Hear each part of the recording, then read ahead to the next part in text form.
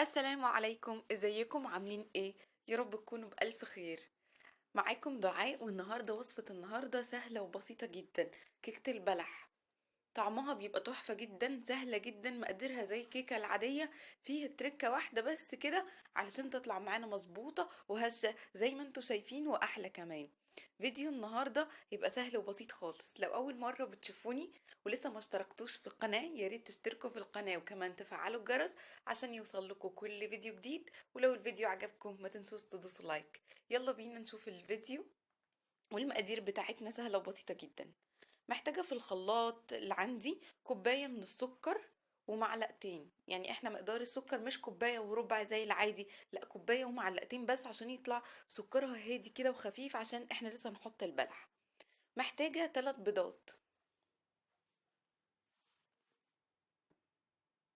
كده كده انا هسيب لكم كل المقادير تحت في صندوق الوصف زي كل مرة. اخر بيضة. هي كانت مش راضية تتفتح. يبقى احنا كده عندنا الثلاث بيضات. هحط فوقيهم معلقتين كبار من الخل ممسوحين عشان يضيعوا اي زفارة ويخليها هشة وتحفة. هحط رشة من الفانيليا بمقدار الكيس اللي انت بتجيبيه من بره. وعندي كوباية حليب. وعندي 3/4 كوباية زيت على زبدة، ربع من الزبدة والباقي كملته بزيت عباد. كده عندي المكونات كلها كاملة. هبتدي اضربها في الخلاط كويس جدا، دي اهم حاجة بقى. لازم تضربي المكونات دي كويس جدا لحد ما تبقى سايلة خالص، والسكر ما يبانش خالص، يبقى يعني اتذاب كويس جدا. هبتدي افضي السوائل في بولة عندي وهركنها على جنب. هحتاج كوبايتين من الدقيق بنفس المعيار بالظبط اللي انا عايرت بيه، نفس الكوبايات اللي انا عايرت بيها السوائل. وعندي كيك محسن كيك اللي هو كوكس، انا بحبه جدا بصراحة، وبيطلع الحاجة هشة في منتهى الجمال زي ما انتوا شفتوا في اول الفيديو. هبتدي اقلب بقى كل المكونات دي مع بعض كويس جدا، اللي هو الدقيق مع محسن الكيك. وهتقلبيه كويس جدا. وبعد كده هتبتدي تنزلي بالخليط حوالي 3 مرات. يعني هتقسميه على 3 مرات وانتي بتنخليه. ليه؟ عشان الكيكة تطلع هشة ومظبوطة. هتحطي اول جزء وهتبتدي تقلبي في اتجاه واحد، مش في كذا اتجاه، لا اتجاه واحد. وقلبي كويس جدا لحد ما كل دقيق تحسي ان انتي مش شايفاه خالص. وبعد كده نزلي الجزء اللي بعده والجزء اللي بعده.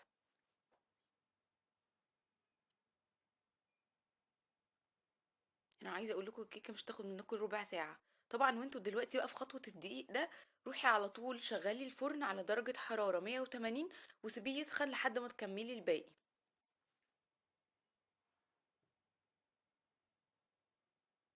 اخر جزء معانا اهو. هبتدي بقى اقلبه. هدوب الاول الدقيق عادي جدا زي ما دوبت الباقي، بس بعد كده هفضل اديها ضربات كده كتير، علشان كل ما تضربيها كويس كل ما الخليط يتجانس مع بعضه ومع السوائل ومع كل حاجة، فتديني نتيجة حلوة جدا. فدي اهم حاجة، يعني ما تقلبيش وتشوفي ان الدقيق خلاص اتقلب فخلاص تقومي صباها، لا. قلبي كويس جدا علشان خاطر يكون الخليط معاكي كويس جدا وتطلع النتيجة هايلة بإذن الله.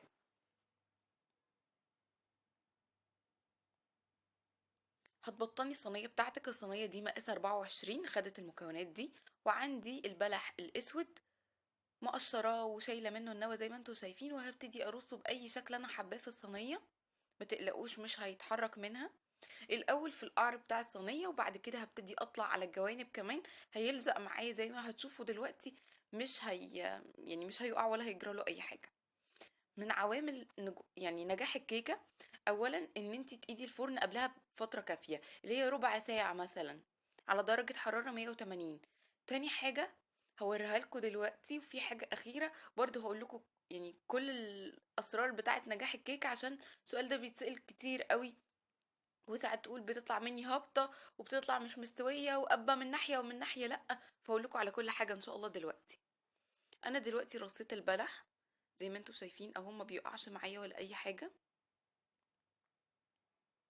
اهو. ودلوقتي هبتدي احط الخليط بتاع الكيكة بتاعي. اهو هنزله.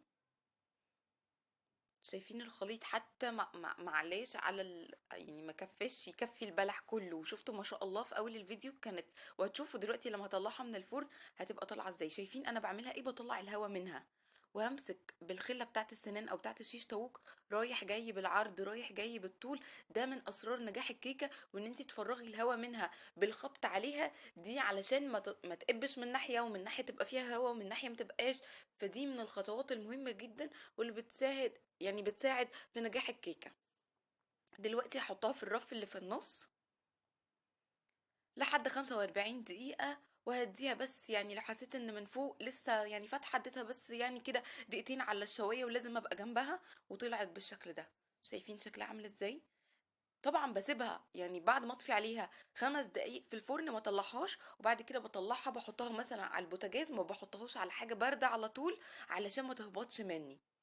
دلوقتي شايفين بعد ما بردت وقادرة ان انا امسك يعني الصينية عادي بايديا، بقت هشة جدا. دلوقتي هقلبها. شايفين ولا يعني نزلت ولا جرالها اي حاجة، ما شاء الله طلعت في منتهى الجمال. دلوقتي بس يعني هضغط عليها كده بالراحة. سمي الله. كيكة طلعت معانا. شايفين مفيش اي حاجة لزقت غير فتافيت كده قليلة.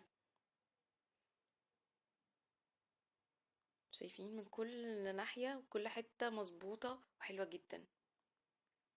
دلوقتي هنقطعها وهوريها لكم في منتهى الجمال. مش قادرة اقول لكم حلوة قد ايه، طعمها كمان تحفة جدا والنكهة يعني رائعة. ما تخلوش الشتا يعدي يا جماعة، لو مخزنين بلح ما تخلوش الشتا يعدي غير لما تعملوا كيكة البلح، هتعجبكم جدا جدا جدا. يا رب يكون الفيديو عجبكم. ما تنسوش بقى تدوسوا لايك للفيديو، ولما تجربوها اكتبوا لي تحت في الكومنتات ايه ارائكم، وعجبت الناس اللي انتوا يعني قدمتوها لهم واكلتوا من الكيكه التحفه دي ولا لا. واشوفكم يا رب دايما بالف خير، والسلام عليكم ورحمه الله وبركاته.